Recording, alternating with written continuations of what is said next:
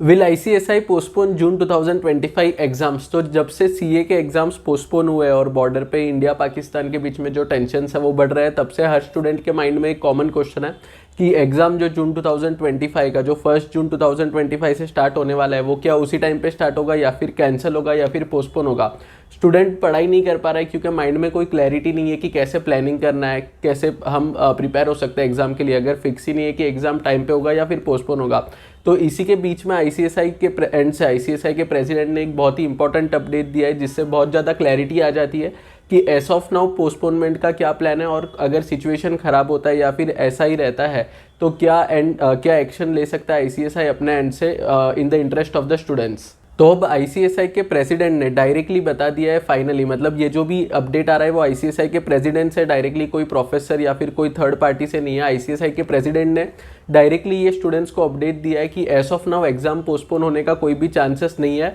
क्योंकि जो cease fire अभी डिक्लेयर हुआ है इंडिया और पाकिस्तान के बीच में, उसका नोट भी आईसीएसआई ने लिया है। Plus at the same time ICSI के प्रेसिडेंट ने बताया कि सीए की एग्जाम इसलिए पोस्टपोन हुई थी क्योंकि वो अभी चल रही थी मई मंथ में, जब ये सारा एस्केलेशन हो रहा था, वॉर सिचुएशन हो रहा था तभी। बट सीएस की एग्जाम्स जून में है, जिसको अभी भी, जब से आप ये वीडियो देख रहे हो, अभी भी पूरे 20 डेज है। तो इसके वजह से अभी भी एज ऑफ नाउ कोई भी प्लान नहीं है एग्जाम पोस्टपोन करने का। बट एक अच्छी चीज़ आईसीएसआई के प्रेसिडेंट ने ये बताई कि अगर सिचुएशन खराब होती है, ऑल तो अभी तो सीज फायर हो चुका है, बट सपोज आगे जाके सिचुएशन खराब होती है, वॉर के सिचुएशन में हम चले जाते हैं, या फिर कोई भी एस्केलेशन होता है जिसकी वजह से स्टूडेंट्स पढ़ाई पे ध्यान नहीं दे पा रहे या फिर पढ़ाई करने के सिचुएशन में नहीं है, जैसे ब्लैकआउट हो जाता था जो भी बॉर्डरिंग स्टेट्स और सिटीज़ है, जैसे पंजाब हो गया, गुजरात के कुछ स्टेट्स, कच्छ हो गया,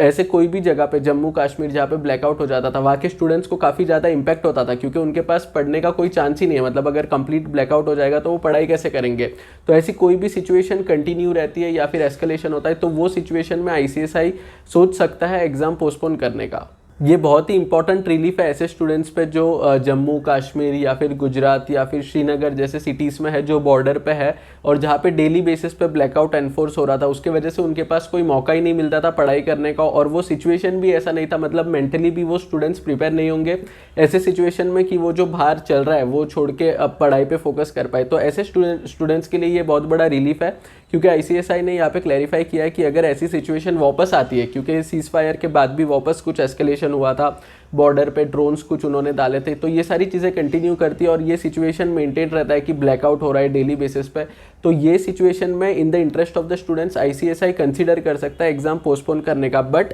क्लैरिटी भी दे दिया है एट द सेम टाइम कि एज ऑफ नाउ कोई भी चांस नहीं है एग्जाम पोस्टपोन होने का। अब ये अपडेट के बाद आई एम श्योर बहुत सारे स्टूडेंट्स का क्वेश्चन होगा कमेंट सेक्शन में कि अगर पोस्टपोन होता है, मतलब जैसा आईसीएसआई के प्रेसिडेंट ने बताया है कि ब्लैकआउट जैसा सिचुएशन या फिर वॉर एस्केलेट होता है और पोस्टपोन होता है, तो सर्कुलर कब आएगा। तो आप सर्कुलर का वेट मत करो, क्योंकि ये सर्कुलर इतने जल्दी नहीं आता है, 10 दिन 15 दिन पहले भी ये सर्कुलर नहीं आता है, ये सर्कुलर एंड मोमेंट पे आता है। जैसे मैंने मेरे प्रीवियस वीडियो में बताया था, जब मेरा एग्जाम था दिसंबर 2019 में, तब नेशनल लेवल का इश्यू हो गया था जो सीए एनआरसी के प्रोटेस्ट है, तो तभी जो मेरा नेक्स्ट डे एग्जाम था, एक दिन पहले शाम को सर्कुलर 6-7 बजे आया था, मतलब नेक्स्ट दिन मेरे को एग्जाम देने जाना था और एक दिन पहले मुझे पता चल रहा है कि एग्जाम पोस्टपोन हो गया है बाई 5 to 6 डेज अप्रॉक्सीमेटली। तो ये जो सर्कुलर है वो काफ़ी लेट आता है, मतलब एंड मोमेंट तक जो आईसीएसआई है वो मॉनिटर करता है सिचुएशन, वेरियस इवेल्युएशंस करता है, कंसिडरेशन करता है कि पोस्टपोन करेंगे तो उसका क्या इफेक्ट होगा, कंडक्ट करेंगे तो क्या इफेक्ट होगा स्टूडेंट्स पे, सारे स्टूडेंट अपीयर कर पाएंगे कि नहीं। तो आप प्लीज़ कोई भी सर्कुलर का वेट मत करो, वो सर्कुलर इतने जल्दी नहीं आएगा।